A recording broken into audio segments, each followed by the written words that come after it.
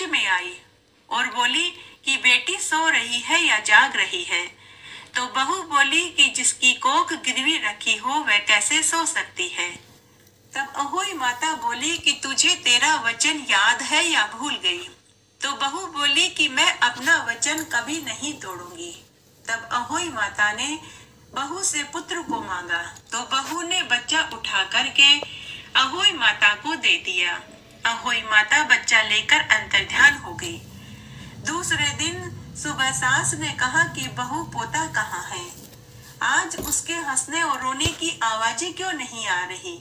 तो बहू ने कहा कि माँ जी, रात्रि में जब मैं सो रही थी तो न मालूम कौन आपके पोते को उठा कर के ले गया। तब घर के सभी लोगों ने पूरे घर में बच्चे को तलाश किया, लेकिन बच्चा कहीं नहीं मिला। सेठ सेठानी और उसका लड़का बहुत दुखी हुए। सास ने अपनी बहू को खूब ताने मारे कि तू कैसी माँ है, एक बच्चे का ध्यान तक नहीं रख सकती। सेठ जी बोले कि सेठानी कुछ मत कहो, पेड़ होगा तो फल भी लग जाएंगे, तुम बहू को कुछ मत कहो, भगवान हमें ओढ़ देंगे। तब समय बीता, फिर से बहू को गर्भ ठहर गया। जब सेठ सेठानी को पता चला तो उन्हें बहुत खुशी हुई। तब सेठ सेठानी ने निश्चय किया कि इस बार बच्चे की खुशियां नहीं मनाएंगे, क्योंकि जब पहली बार बच्चे की खुशियां मनाई तो उसे नजर लग गई। उसके बाद 9वें महीने में बहू को पुनः एक पुत्र हुआ। सेठ सेठानी ने बहू के कमरे के बाहर पहरेदार बिठा दिया कि कहीं दोबारा कोई बच्चे को उठा कर के न ले जावे। अर्धरात्रि हुई, अहोई माता आई। घर में सभी पहरेदार सहित सभी को नींद आ गई, लेकिन बहू जाग रही थी। तब अहोई माता ने कहा कि बेटी जाग रही है या सो रही है। बहू बोली कि जिसकी कोख गिरवी हो वह कैसे सो सकती है। तब बहू ने वापस अपना बच्चा अहोई माता की गोद में दे दिया। अहोई माता बच्चा लेकर फिर से अंतर्ध्यान हो गई। दूसरे दिन जब सेठ सेठानी को वापस बच्चा चोरी का पता चला तो उन्हें बहुत दुख हुआ और किस्मत का खेल समझ कर के चुप हो गए। फिर से कुछ दिनों बाद बहू तीसरी बार गर्भवती हुई। 9वें महीने में फिर से उसे पुत्र पैदा हुआ। तब घर में सेठ सेठानी, पति व ननद सभी ने पहरा देने का निश्चय किया। उस रात्रि को सभी बहू के कमरे में बारी बारी से पहरा दे रहे थे, लेकिन अर्धरात्रि के समय जब अहोई माता के आने का समय हुआ तो बहू के अलावा घर में सभी को नींद आ गई। अहोई माता को दी प्रतिज्ञा के अनुसार बहू को अपना तीसरा बच्चा भी सौंपना पड़ा। अहोई माता बच्चे को लेकर फिर से अंतर्ध्यान हो गई। जब सुबह वापस बच्चा चोरी होने का पता चला तो सभी को बहुत दुख हुआ। सेठ सेठानी ने अपनी बहू से पूछा कि बहू सही सही बताओ क्या बात है, बच्चा कहाँ चला जाता है। लेकिन बहू ने माता अहोई को वचन दिया था, इसलिए बहू बोली कि माँ बाबूजी मुझे नहीं मालूम बच्चा कहाँ कौन ले जाता है। तब सेठ सेठानी भगवान विष्णु से प्रार्थना करने लगे कि हे ईश्वर, हमने 4 धाम की यात्रा करी, आज हमें उसका एक तिनका जितना फल भी नहीं मिला। आप हमें एक पोता न सही तो एक पोती होने का सुख ही दे दीजिए।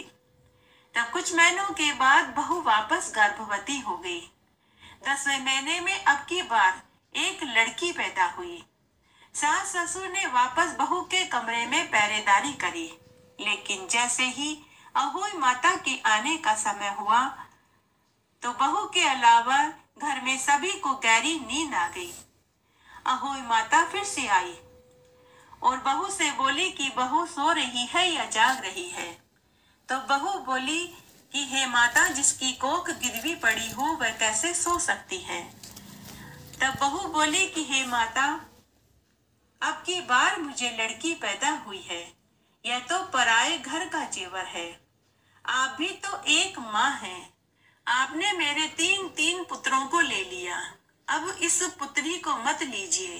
तब अहोई माता ने कहा कि बेटी तू अपना वचन तोड़ रही है। तो बहू बोली कि हे माते, मैं मरना पसंद करूंगी लेकिन वचन नहीं तोड़ूंगी। फिर बहू ने बच्ची को भी उठाकर जैसे ही अहोई माता को देने लगी कि तभी बच्ची रो पड़ी। बच्ची की रोने की आवाज सुनकर घर में सभी की नींद खुल गई। सेठ सेठानी, उसका लड़का और उसकी लड़की सभी बहू के कमरे में भागे। वहां साक्षात अहोई माता की गोद में बहू की लड़की को देखा तो सभी उनके चरणों में गिरकर विनती करने लगे।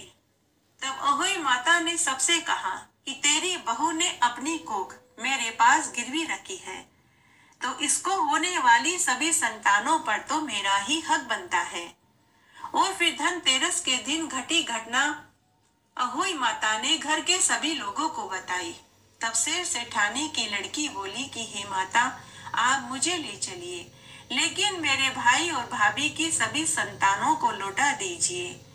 यह सुनकर घर के सभी लोग रोने लगे। तब अहोई माता ने कहा कि एक शर्त पर मैं सभी संतानें लौटा दूंगी, अगर वचन दो कि आज के बाद कोई भी अपनी कोख गिरवी न रखे। तब सेठ सेठानी ने माता अहोई को वचन दिया और कहा, हम पूरी नगरी में ये ऐलान करवा देंगे कि कोई भी महिला अपनी कोख गिरवी न रखे। तब अहोई माता ने बहू के तीनों पुत्रों के साथ उसकी बेटी भी उसे सौंप दी और उसे ढेरों आशीर्वाद देकर अहोई माता अंतर्ध्यान हो गई। सेठ सेठानी अपने तीन पोतों और एक पोती को पाकर बहुत खुश हुए। घर में ही नहीं, पूरे गांव में खुशियां मनाई गई। तब सेठ सेठानी ने पूरे गांव में यह ढिंडोरा पिटवा दिया कि कोई भी महिला अपनी कोख को गिरवी न रखे।